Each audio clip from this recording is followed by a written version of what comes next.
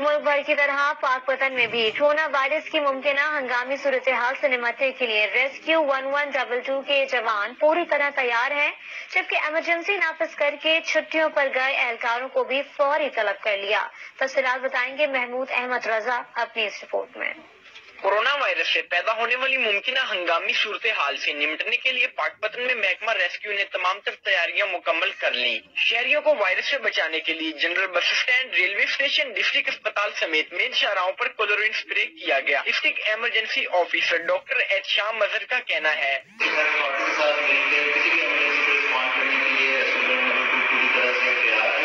और इस हवाले से डिस्ट्रिक्ट एडमिनिस्ट्रेशन के साथ मिलकर शहर के तमाम चौराहों और तमाम पब्लिक स्पेसेस पे रेस्क्यू 1122 ने एंटीसेप्टिक जो स्प्रे है वो कर दी। हंगामी सूरत हाल से निपटने के लिए इमरजेंसी नाफिज करके छुट्टियों पर जाने वाले एहलकारों को फौरी तलब कर लिया गया। खिदमत खलक के जज्बे से सरशार रेस्क्यू 1122 के एहलकार अवाम के तहफ्फुज़ के लिए सरगर्म अमल हैं।